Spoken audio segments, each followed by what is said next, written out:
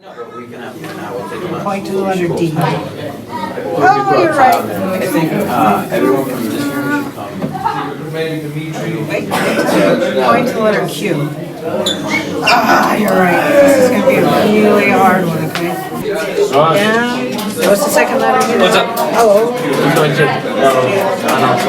And what does that spell? What's the word? Did you spell it? Mom, that's right. Good job. That's second, yeah, the second. That's great. Thank you. Nice to meet you. Where were you born? Santa Barbara. I think I've always had an interest in sort of helping the underdog. That's been very fulfilling for me from an early age. Most of my boys were considered unadoptable due to their special needs and their background of abuse and neglect. Now they're part of my family, and this is a glimpse into our normal life. I have invented jets, planes, helicopters, tiles, all that stuff that maybe you have been holding for like 28 hours. My name is Ian, and I have PDD. It's kind of like autism. I have 58 brothers, and this is a true story about us.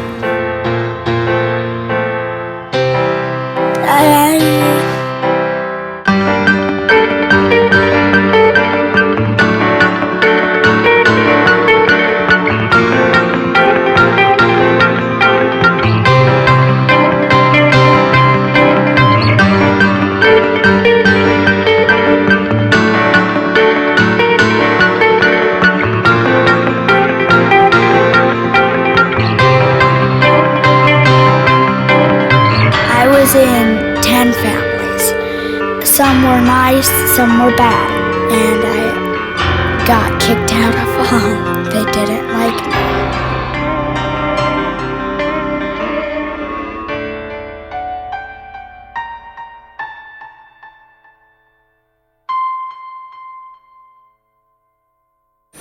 These are family trash cans, and that's the trash guy.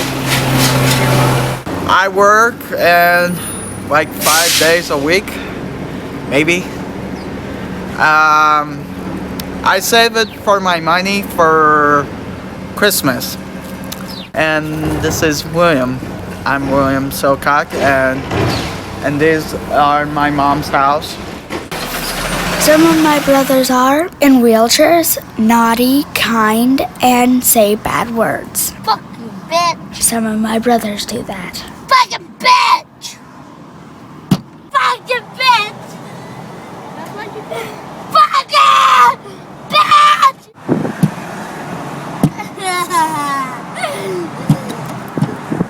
You know, folks, I've heard it all. Special, crippled, disabled. But I am all of those and none of those, as we all are. Really, I'm thankful. I'm grateful. I'm happy to be alive. There we go. Fuck my pen. Evidence.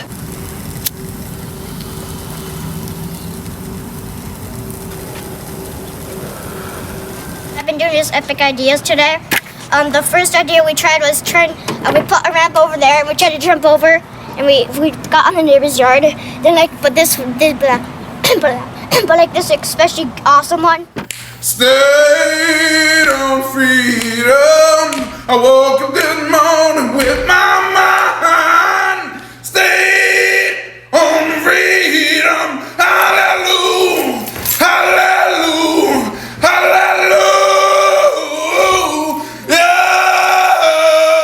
I think the unique thing about the Bellis family is that they have taken children that the system and other families have rejected, either because of their medical disabilities, their psychological disabilities, or their physical disabilities.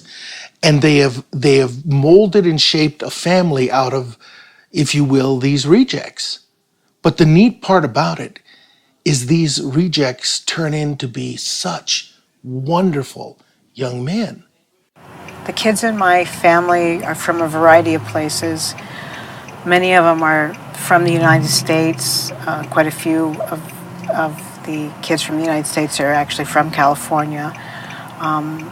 But maybe a third of my kids come from other countries. I've adopted from Russia, Estonia, Romania. Some of my kids have come from India, Moldova, Liberia, Ethiopia. Sometimes they come to me directly from orphanages in those countries, and sometimes they've been adopted by other families who find once they get home with the children that they're not able to parent them. Those parents contact me, and then I end up taking those children in and adopting them a second time. Nice to meet you. Benno, remember we talked about Anne? Your third mom? Your last mom? Yeah, wow. There she is. He had a very abusive past. We figure he's about 10, so he's 7 on paper. It's as bad as you can imagine. Very violent, very destructive, very angry. He was sexually and physically abused. When they brought him into the orphanage, they figured he was about 6. He was the size of a 2-year-old. Okay. Severe malnourishment. He immediately remembered beatings, and he won't talk about it now. And all the men that she went through. My name is Benno. I'm from Haiti, and I've been in this house for 20 years. Not 20 years, but 2 months. There was an earthquake in Haiti, so I came to California. Well, I'm pleased to meet you. You're joining a very large family of boys. Ready to come back here on Monday, do you think? Come to school? Why not? Try us on. Let's see if we fit. Sunday. Tomorrow. No, did I say tomorrow? I meant Monday. What school do you go to right now? Klein School. Klein School. That's a school for technology, right? Do you like working with computers and making movies and stuff? Yes. That's really cool. You're one of the lucky ones to go to that school, right? Mm-hmm. Yeah, you're very smart though. You're doing really well in it. Joseph's over here walking some dogs for us. I've got Sergey here. Got Sam. Do you like having all these brothers? Yeah. Yeah, it's pretty cool, huh? Yeah. Different, huh? I'm swimming in the pool. You're a good swimmer. You are a very good swimmer. What's your favorite food? If you were to pick. White rice. Rice, okay. Brown beans. With beans. Rice and beans? It's very good. And chicken. And chicken. I like chicken too. His name is Steven. He's a great, great brother. He's very, very expressing and very exciting to be with. Steven's been in my family about 1.5 years. He came to me at almost the age of 18. He is severely handicapped. He's a quadriplegic. He's non-speaking, profoundly intellectually delayed, and blind. Steven was a typical child, a part of a twin set, until the age of 6, when he was abused by his birth parents, so much so that he developed all of these disabilities. Steven was removed from his biological family at the age of 6 and placed in nursing homes.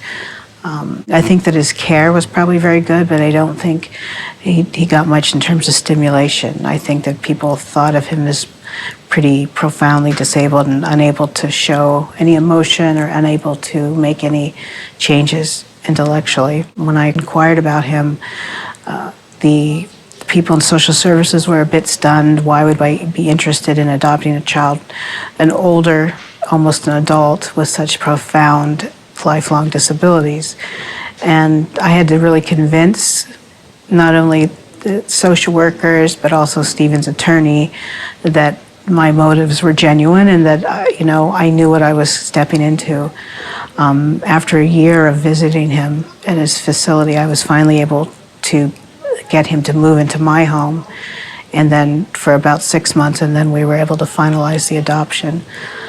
I feel like Steven has got a lot more on the ball than people have in the past given him credit for. He definitely has his own way of communicating and showing us what he likes and what he doesn't like. And I think maybe for the first time since his disability, people have tried to give him choices, tried to read his emotions and his movements, and to interpret those as methods of communication.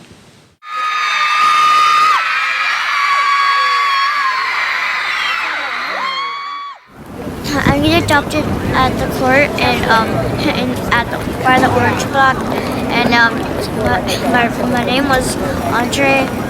And I'm gonna change Andre Bellis, and I'm gonna change it to Cody Andre Bellis, and like after this we're gonna go eat out to lunch, and it's gonna be pretty fun. Cody came to me about 4 years ago. His name at that time was Andre. He came to me from another family that lived in Michigan. They had adopted him when he was 2 years old.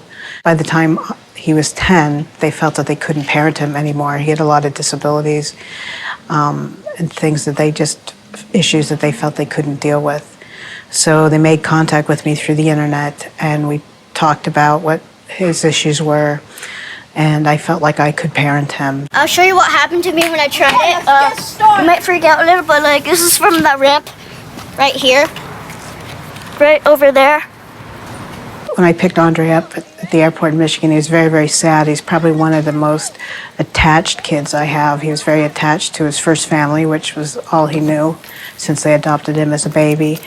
So it was a very, very traumatic 5-hour flight from Michigan to California. He got his from Sports 5 Good from Sports Gooding 5, whatever it is. And you know the sports show. It was believed that his mom drank alcohol during his pregnancy, his biological mom. He also has learning disabilities, hyperactivity, and Tourette syndrome. I think he has mixed emotions about being adopted by this family. I think on one level he knows that we can accept him for who he is. And, you know, we don't mind the tics and the Tourette behaviors. On the other hand, I think that he doesn't fully understand why he had to move from the first family. So it goes back and forth. On this campus called Camp Bravo, and I've been here about almost 6.5 days, because today we're leaving about like 3:30 maybe. Actually, I just want to thank my mom for paying it, and today, just to be honest, on the first day, I was just glad just to get up on the mountain 6,500 feet. Just allow to like make new friends and try and get just do a lot of fun stuff that I always wanted to do, which is acting, dancing, singing. That was great. You should have seen his line. It was great. The poor girl, she was crying. Everybody was consoling her. And then he came up and he got tell him what he said. Stop crying, I will get something to cry about. Classic. So, are you having fun? Yeah? Yeah, do you enjoy it this time? The Bellis and Silcock kids, especially Andre and Jordan this week, were fantastic. And I know that their mom was a little bit concerned about Jordan coming here and fitting in and a little bit scared, but that kid was amazing. He's got great spirit, and even when he said and was honest that he had to sit out for a second because something was sore, he'd sit there for 5 minutes, and all of a sudden he wanted to be back up in the game, and the kids were like, yeah, we need you, you're part of the team, and they're just amazing. They accomplished everything I gave them, and beyond expectations, and so I hope they had a lot of fun, because I had a lot of fun working with them. You know what, Alin and George, it was an absolute pleasure working with both of them. The two of them were probably two of my favorite boys I had the entire time, and especially George, because that little punk beat me at basketball the other day, and I don't know that I felt okay with that. Come on. When I was about 8 years old, I saw the musical Oliver. By the end of the movie, I became consumed about the plight of orphan children. So after seeing the movie, I had a lot of questions for my mom about, you know, orphans and how somebody became an orphan, and sort of at the end of our discussion, I told her, well, that's what I want to do. I want to adopt orphan boys. And I suppose she probably got a laugh out of that, but I never stopped thinking about it. This was before the internet, and I would get our phone book and look up adoption agencies and try to get people to send me information so I could learn about what it took to adopt. Dylan, how do you say your name in Chinese? It's not Chinese. Half Chinese and half English. You got it? Yeah, well, can you say it? And It's gonna die. all still alive. Hey, so Dylan, what's your favorite song? to kick your butt song. Dylan was adopted by another family as a newborn, and at the age of 2, they found out that he had a degenerative disease called Duchenne's muscular dystrophy. And after that family did some research on it, they realized that they didn't feel comfortable parenting Dylan in their family. They felt like they didn't have the resources to deal with his decline in health, and they didn't want to impose that experience on their other healthy child. So they went out and looked for another family that would be interested in parenting Dylan. But obviously, a lot of families are not interested in parenting a terminally ill child. Dylan, hey, buddy, I'm not gonna bite it. No. Dylan. Dylan, hey. No, we're not gonna bite it. Hands on, Dylan, hands on. Remember what happened yesterday when you let go and fell over? Good turn. Nikki! Keep going. Nikki, I'm doing it for myself.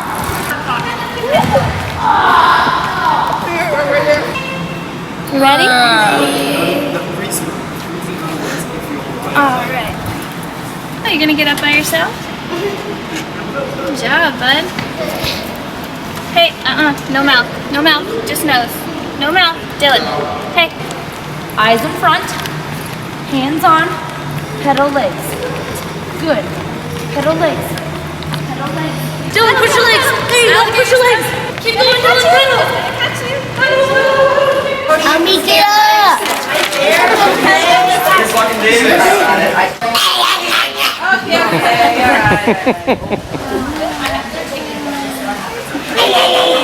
The thing with Dylan is that he's 11 now, and we are starting to see the decline. But the Duchenne's muscular dystrophy is not the most impressive thing about him. Dylan has some serious behavioral challenges, some of which are common with boys who have Duchenne's, but much of this is something else. And we're not quite sure what he's been diagnosed with: bipolar disorder, oppositional defiant disorder. So Dylan's challenges, even before his muscle started to decline, have been really in the area of behavioral issues. What? Dylan, before you say that, think about it. He scored. Kevin, no, I'm not gonna. It's not your table, dude. It's not your table. He's gonna make me fucking loud. But if you have bad language, you can't play at all. They're going to kick you out. I don't care. Then I'm gonna kill myself if you guys. Hey, I'll do it. Dylan can have some really wild tantrums. He doesn't care where he's at. He doesn't care who hears him. He doesn't care what he says. He just goes at it. And that's been sort of a issue with us in the community, because he just will scream and use foul language, and we're trying to attend a play or be in a museum, and anything will set him off. So he can be quite challenging. Look, Dylan, you stole my water, so I'm gonna kick your face. Man. Put your seatbelt on.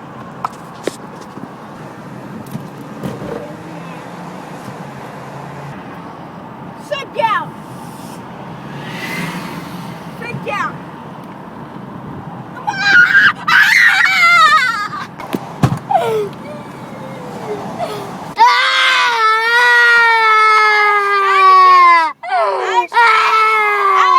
I've learned a lot on how to pick up on the cues and redirect him, but a lot of people don't know how to do it, and they set off the ticking bomb by saying just the wrong thing at the wrong time. We all going to BJ's. You want to come with? You do. Do you still want to keep him, man? You keep him. She loves you. Are you going to stay in this family?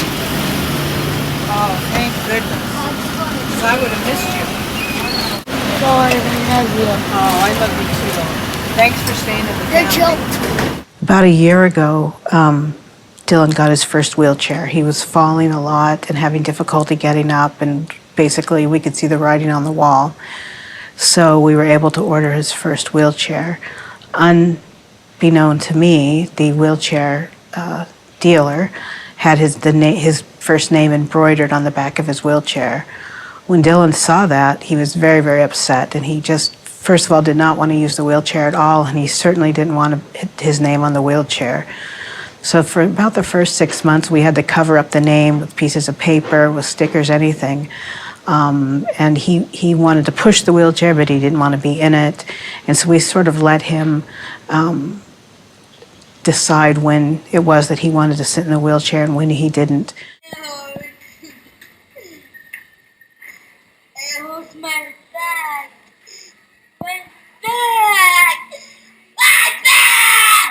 And so that over the course of a year, he went from getting the wheelchair and not being able to accept it to really wanting the wheelchair 100% of the time. Now he doesn't care about his name either way, but he's always using the wheelchair. And I think he's just come to terms with it.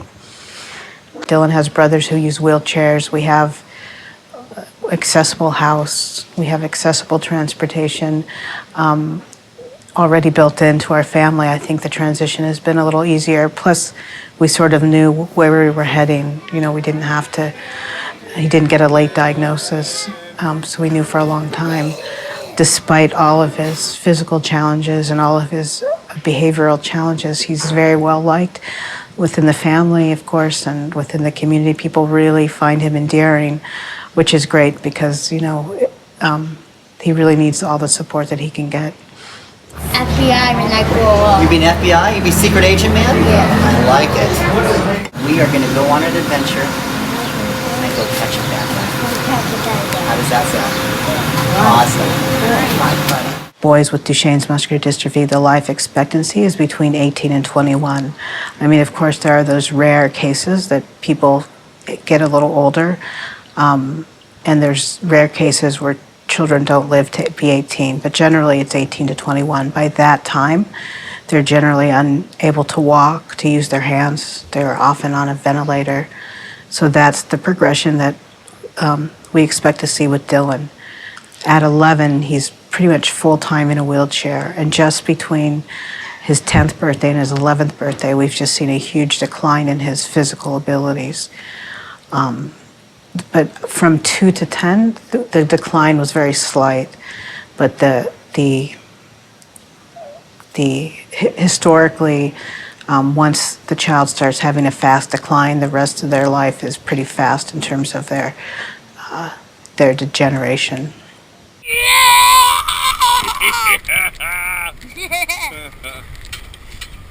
What you been doing today? To work out so I can get strong.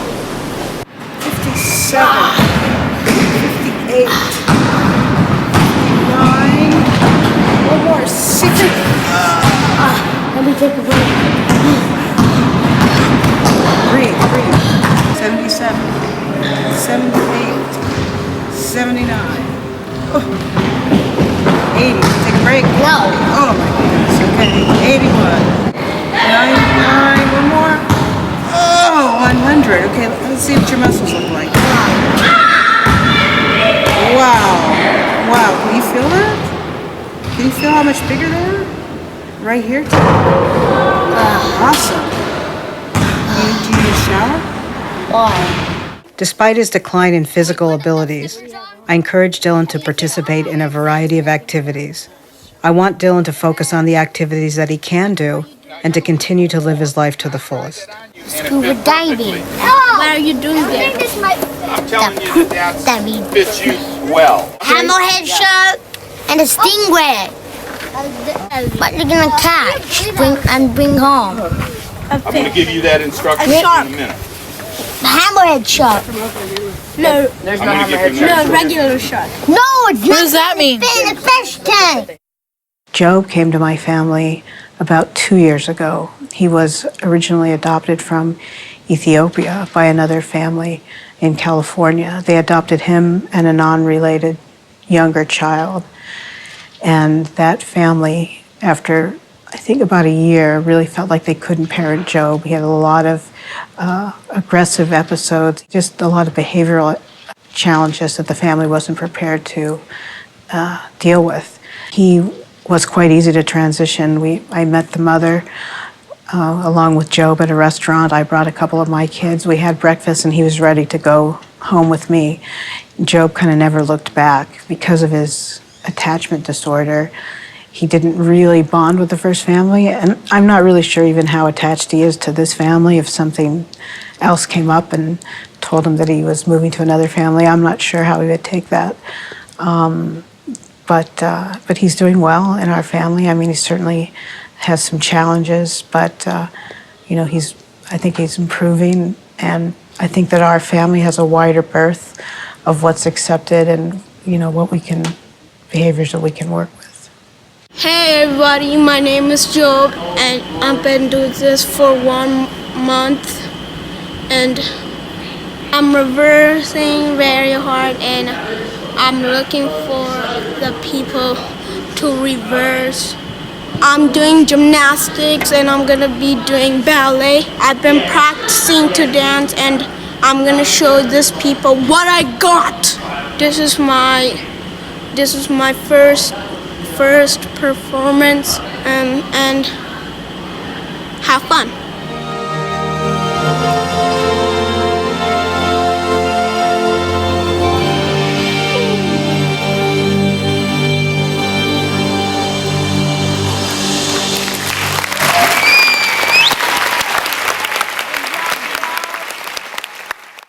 I guess I've known Anne for more than 30 years now. I was working as a speech pathologist in a special school. It was part of the public education system, and it happened to be right in back of her high school. And she was 15 years old and would come over to our school and volunteer at first. And I could tell right away that she was really gifted, and she cared a lot about the kids, and she wanted to know the backstories, and she was really easy to work with, and we sort of developed a good working relationship. Well, now they have 2 wheelchairs, and they've got the slider. They only have 3 eaters, so, technically, they're not going to. How about Legoland? Do you want to send them to Legoland? Yeah, that sounds good. Do we have enough passes? Do you want to send Michelle and Sammy there too? Yeah. My family, I try to keep the boys engaged in all sorts of recreational experiences as often as possible with their typical peers. And I realize that sort of inclusive opportunity is not only good for my kids, it gives them opportunities to be around kids who are behaving typically and more appropriately, but also for non-disabled children to develop understanding and acceptance of people who may not move or think or speak like themselves. Tomorrow's Saturday. What would you like to do? When helicopter. Yeah, there's an air show we're going to go to. It's about an hour drive, okay? We're going to leave at 8 o'clock in the blue car. You want to go see the helicopters too? Cool. What else can you see at an air show? Big helicopters, yeah. That's cool. Do you have a helicopter toy? Can Patrick come with us, Christian? Yeah. Yeah, you can. You're in high school? Wow. And what grade are you in?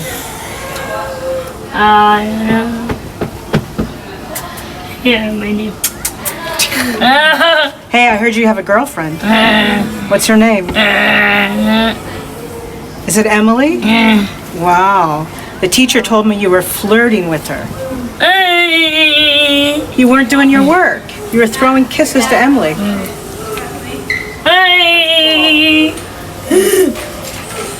Every kid she sees as an individual, so everyone gets what they need. They don't always get the same thing. And people say, well, that's not fair. But fairness, life's not fair, but fair is about people getting what they need, not people getting all the same thing.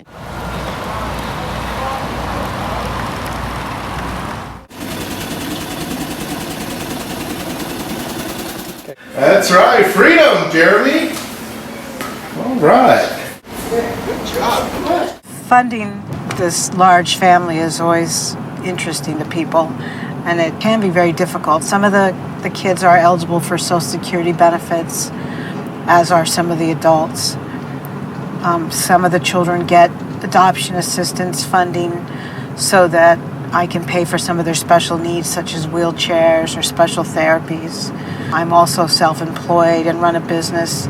My income contributes to the family's needs. It's definitely financially sort of a month-by-month thing with our family, and we do get some donations of different items that we need. All right, you go.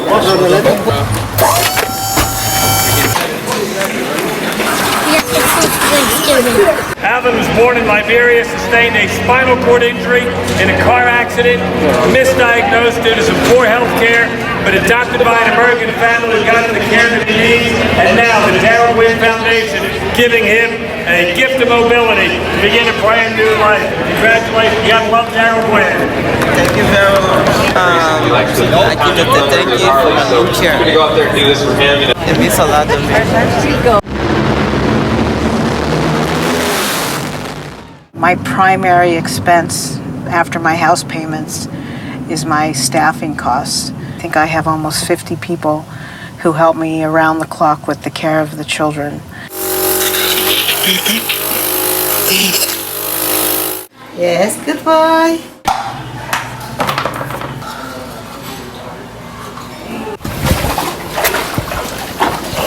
You know what do you have to do, baby? Come on.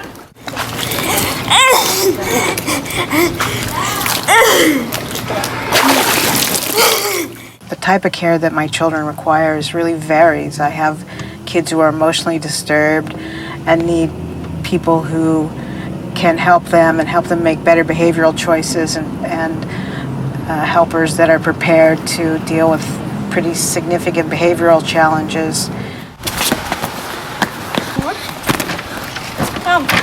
Can't say again. No, wait, you put this in there? Don't fucking do that. Hey, guys, come, we got some work to do.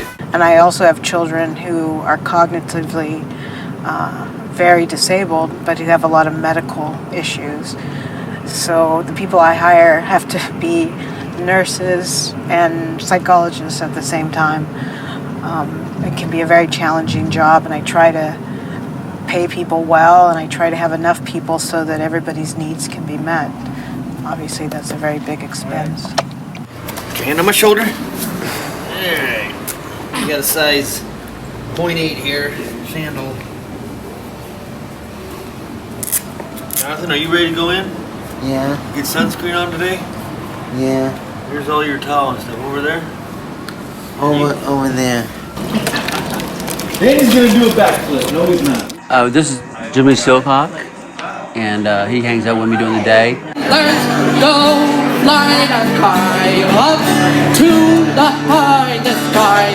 Let's go fly that high and slowly up to the atmosphere up.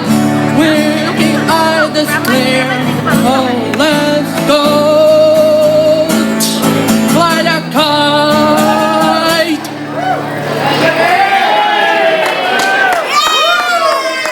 We have Zorro with us today at the Renaissance Festival. He could be in Superman or Star Wars. What's the other one? Dragonfly. So he has a lot of characters that he presents himself to me every week or every day.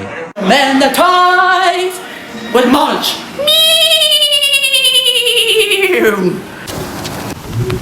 I'm Dragonfly. Hi kids, I'm Dragonfly. I'm Jimmy Skywalker, Jedi Knight. What are you making right here? I'm making all Ghostbusters. Oh wow, can I help you? Yeah. What do you have to do?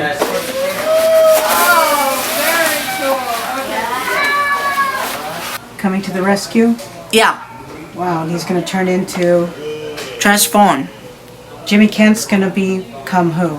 Super Jimmy Man. Wow, that's cool. That's cool. Yeah. Good. Up, up, up, away!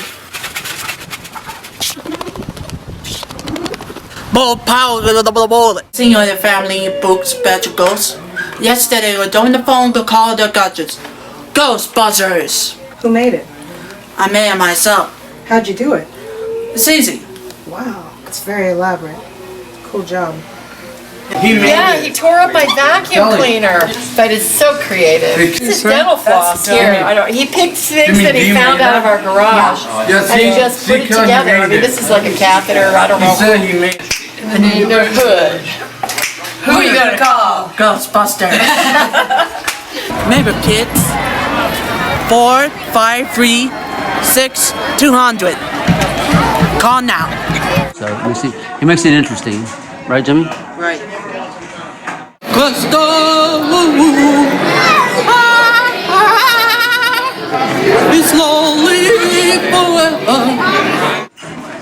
Everybody gets along, we all have good times.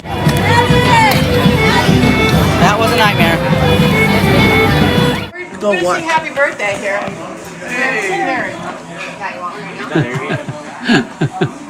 Most people are driven by, money or power or prestige or something like that, and she doesn't have any of those drives. She's not motivated that way. It's really interesting. She's a very unusual person, though, I have to say, and I'm inspired by that. And of course, I love the kids, and I love watching them grow. Look at that putt, David. Nice. Yeah. Putt, David. Yeah. Nice. Nice. That was awesome. That was sick. Awesome. Drained it. The closer is back. The thing that excites me most about working with this family is that we take kids who everybody else has given up on, and we challenge them to become all that they can be. There's an expectation that they're going to strive for normalcy.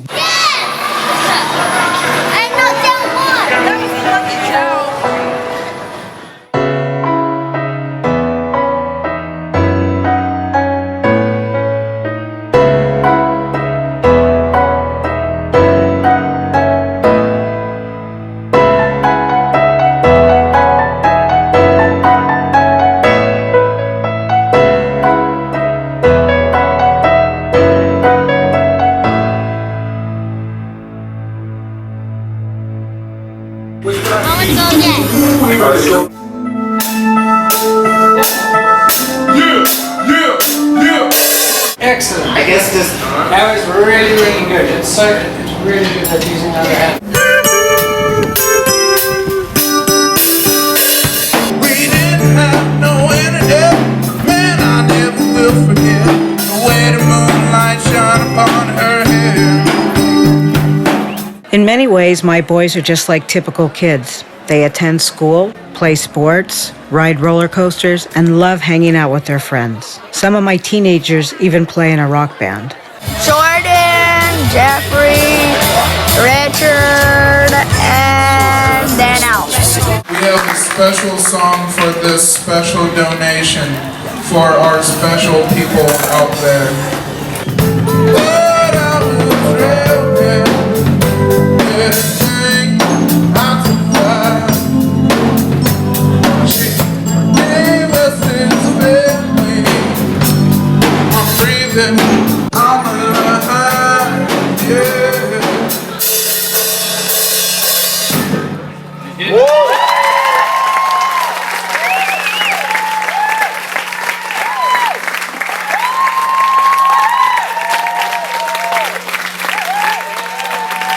Band of Brothers. This is the Band of Brothers, and we just had an amazing performance. All right, third place goes to Band of Brothers. The 12th annual 2013 La Palma Bandolo Bands, and we got third place. I'm proud of it. My first time competing, and we got a third place, and I played a bass.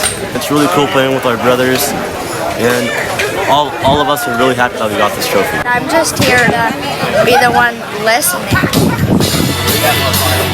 and being a guest here. Who's in the band? You? We know that they're never going to be, quote, typical.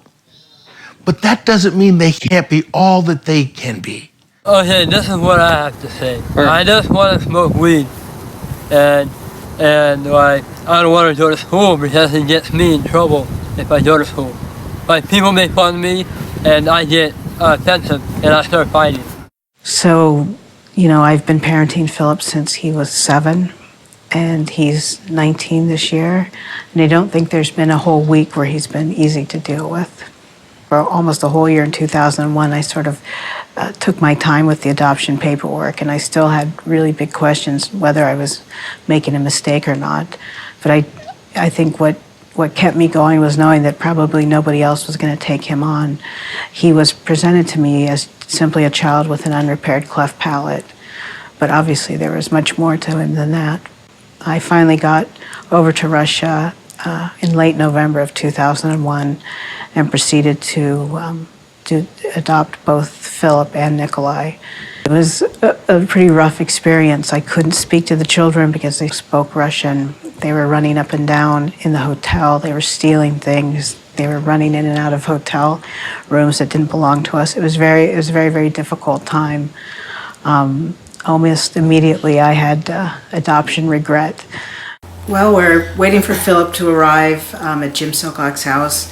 He's been struggling with drug use and alcohol use, and we're going to try to set him straight, and so we can get him back into supported living where he can be safe and have housing and move forward with his life. Philip has walked out of 3 placements that we've had before for him, and this will be the 4th time that we're meeting with him. I don't have any money right now, so I just help my friends selling weed.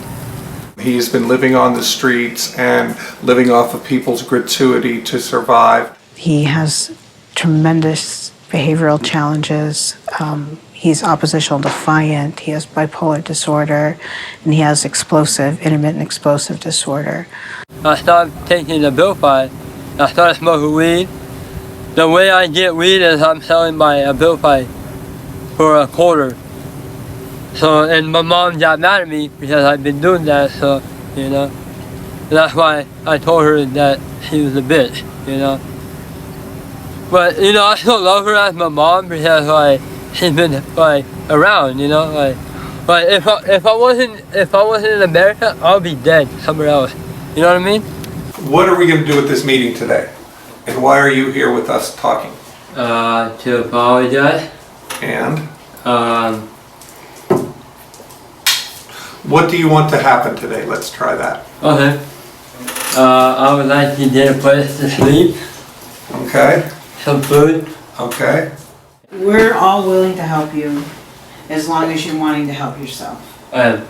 Okay? Yeah. And we know it's hard to live on the streets and wonder where you're going to sleep at night and not have food in your stomach. And we want you to have a nice place to live and to have food in your stomach and to keep being sober. Yeah. And it's good to see that you took the initiative and you started. Yeah. So we know that you can do it. You know. Thank you. Yeah, you did it for 6 days, and this will be what, the 7th day today? Yeah.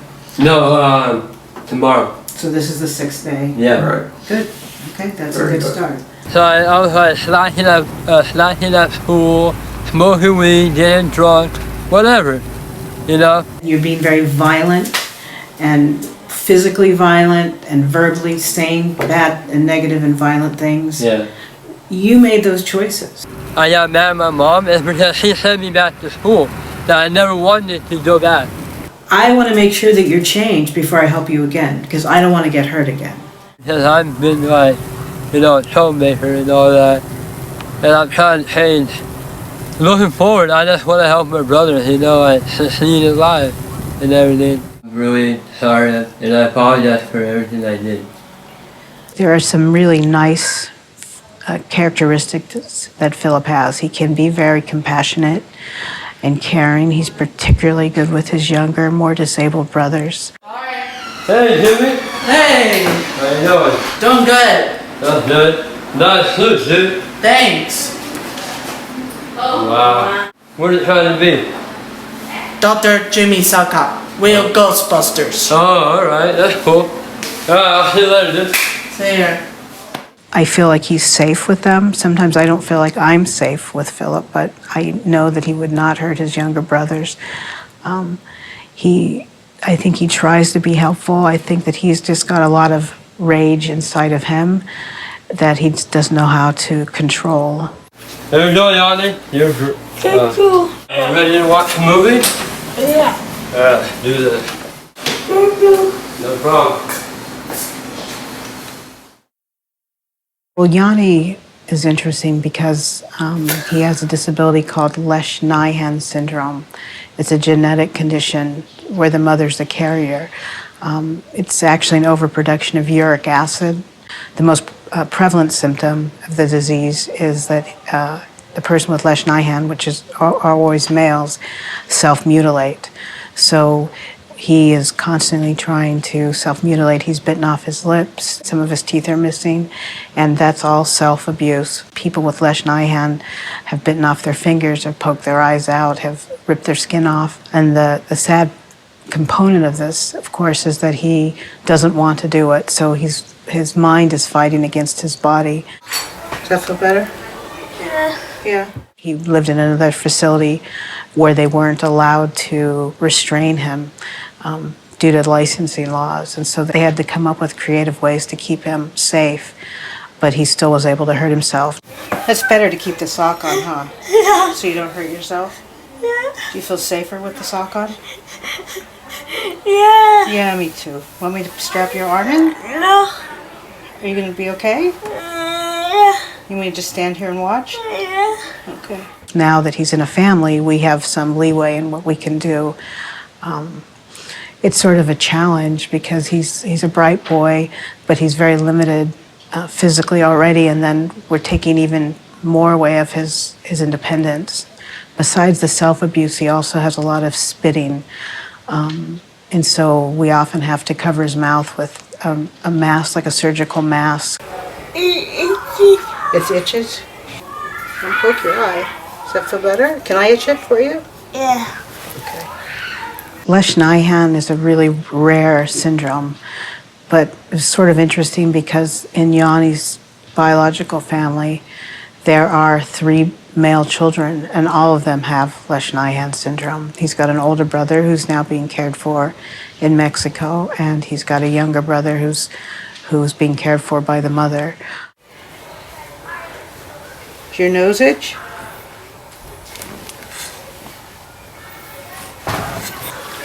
Great. No, you don't want to do that. Why don't I hold your hand so you don't bite your hand, okay? Yeah. Does that feel better? Yeah. Let me stretch it out a little bit. Yeah. Okay. Can you put it in? Perfect. Good job. Thank you. The diagnosis of Lesch-Nyhan was so daunting that social workers feared there would be no adoptive family for him. Institutionalized, Yanni spent almost 2 years just lying in a hospital bed with his arms and legs strapped to the bed railing. Did you like the hospital? No. No. They were looking for a family for you, huh? Yeah. Because it was hard to find a family. Yeah. But we found you, so that was good.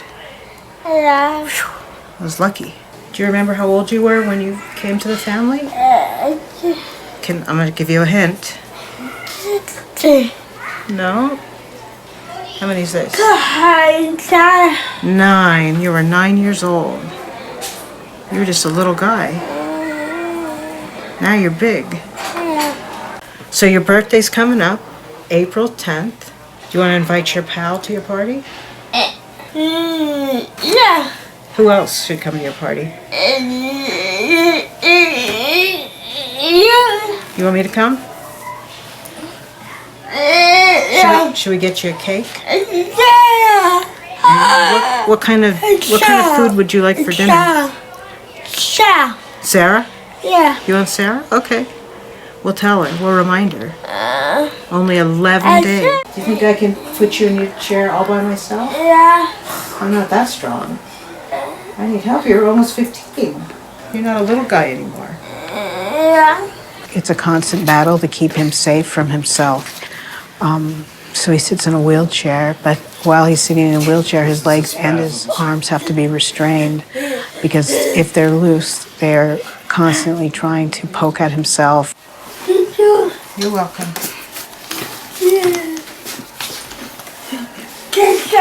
You're welcome.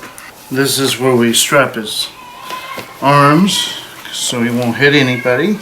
Or himself. Or himself. And he won't gag. Comfortable? Thank you. You're welcome. Thanks for being so polite. Do you want your tray? Yeah. Outside. It's outside? Yeah. The problem with it being a rare disease is people don't know about Lesch-Nyhan. And so when they see a child who's being very restrained, they might think that that child's being abused. And on more than one occasion, I've had confrontations with people who've come up to me and said that restraining children was illegal. I don't quite know how to handle that. On one level, I want to explain what his disease is, and on the other hand, I don't feel like I should have to. You know, he's out, he's safe, he's enjoying his life despite needing to be restrained. You know, with some work, we've been able to get him into the community and get him participating in children's theater, and he attends concerts and likes to go to museums and movies, and it's just a big challenge, but it's still very important that he's included as part of the community. Animals can eat food beyond us. Dmitri was born in the Ukraine, and the story that I heard was that he was a full-term, well-planned out, a medically supervised pregnancy, and when he was born, apparently the doctor dropped him. The biological mom was told just to leave him in the hospital. They could see that there was some brain damage, but she didn't want to do that. So she brought him home to her home in Ukraine and cared for him till he was about 2 years old. It must have been very traumatic for his biological mom to give up her baby, but there just wasn't the resources. He was adopted by an American family in Alabama. They ended up having their own biological handicapped child, and it just became too much. The family connected with me through the internet, and I flew to Alabama and transitioned Dmitri from the first family to my family. Dmitri now is a triplegic. Both of his legs and one of his arms are affected. He's non-speaking, he's intellectually delayed. What we've really sort of pushed with Dmitri is both communication and mobility. When I got him, he didn't even have a wheelchair. So we got him a little sports wheelchair in hopes that he could propel himself, but he really didn't have the skill or the strength even in his good hand. Wow, Dimitri's learning how to do his power chair. You taught him how to do it, eh, Kevin? Well, actually, I showed him the chair, and Dmitri, through his desire to learn like a sponge, he's got a thirst for knowledge. He's decided that he can do this. Hang on a second. Okay. That one. Yeah, that's the one, but he'll speed it up. He'll speed it up real quick. I think it's really cool that Dimitri's using that power chair. That's Jeffrey's old power chair. And he gets close. You know, it's a big change from being strapped to a crib in the Ukraine to actually having independent mobility. So I'm pretty excited. Good job. It's a very big deal. Most people wouldn't even consider trying a power chair with somebody as intellectually impaired as Dmitri. I mean, that's what we're really trying to do, is we're trying to help children have a life. And as in not isolate them from other people, and to be included in all kinds of activities and with all kinds of people and children. These kids bring smiles, they bring joy, they are happy. Stephen, even though he's a quadriplegic, laughs with a bound when you talk with him and when you tease with him. He's engaged in his world, he goes to school. He has value. And that's the inspiring thing about being part of this family, working with this family, is that we want to see our kids succeed. I think Steven doesn't look at them that much when he takes So, it didn't work out with Brian. That was your Yeah. fourth supported living situation. What are you thinking about the next move would be? that I'm really grateful you helped me for 8 months, and I mean, I'm disappointed that I didn't do what I'm supposed to do. There's been no aggression with me, with the kids. You've gotten some little jobs and earned a little bit of money, so that's good. That's the step in the right direction.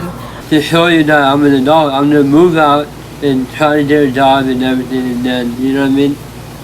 Try to see if it works out. It seems like you stayed sober the whole Yeah. 8 months, which is great, you know, and I'm really proud of that. And, you know, it's normal not to get along with your roommates. That's okay. Yeah, yeah. I think the troubling part is we had a year lease. So Yeah. to leave early, we're going to get penalized for that. I just want to help you, but it's hard for me because I'm trying to stay sober and everything. So do you think you could live in like a 1-bedroom apartment by yourself? Yeah. And then you have me and you have your dad and maybe Yeah. like Dave to help you pay your bills. I mean, it's a Yeah. lot of responsibility. I can do it. I would personally like to see you stay close to home, Yeah. and so that you can learn those skills. And eventually, if you want to live in Northern California, then you'll go there and you'll know how to rent an apartment, Yeah. how to pay bills, because those are the things I don't think you know yet. Okay, no problem. And maybe living by yourself is the best thing. And, Yeah. You know, maybe you're ready for that. 'Cause Yeah. Being sober is important. You know? All right, thank you. I really appreciate it. All right, I love you, Philip. Yeah, I love you too. So what do you think? What do you want to do when you grow up? Save the world. Wow, that's a big goal. How do you think you would do that? Well, what I did was invent a few machines, a helicopter, some jets, and some army men that walk on ground. They're all pretty good. They already know how to fight like men. So what I do is I'm in the jet or a helicopter. I go up there and just use a mic and say, whatever you do, guys, hands up, and I will let you go. Well, you have really a good imagination, Ian. A very good imagination. I know, technically I do. I know. Well, purposely I might be able to do that from anything that happens to the earth. So, that's your plan? Go to college and go on dates? Yeah. Wow. I'm going to dance. And go to dances. Yeah. That's a good plan. I'm proud of you. Yeah. You're thinking about your future. And happy, and I hit my head on the bed.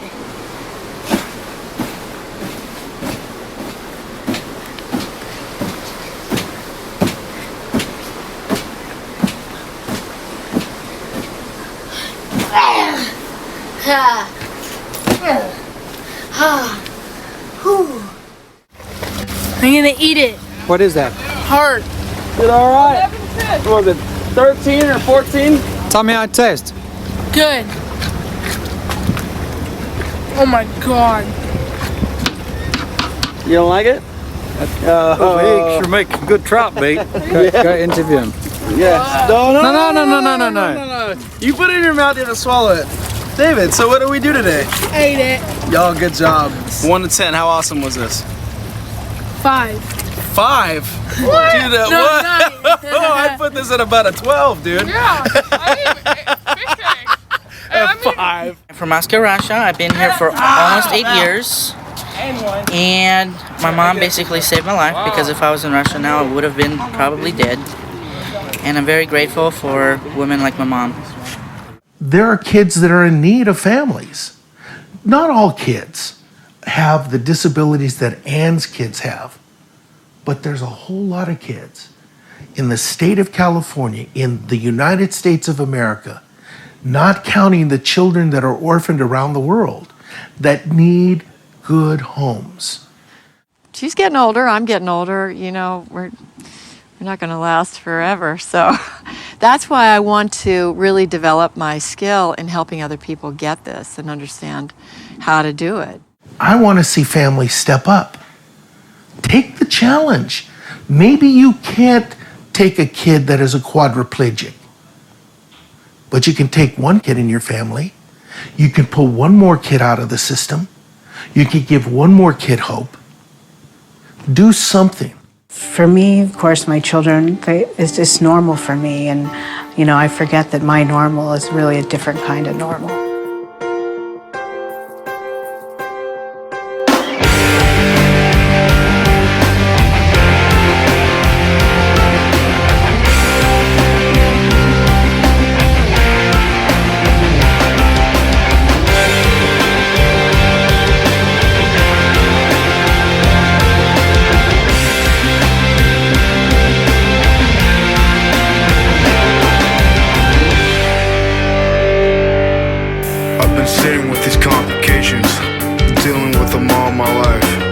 name is Javier and I have CP, cerebral palsy. Can you spell for me? This roller coaster ride has been a pain in my side. Over time my brain slowed, but right now I'm in stealth mode. I got my chance to rap with a family band. Now I too can spread my story on the land. Let's reach up to the sky. Band of brothers, let's fly. Spread the love.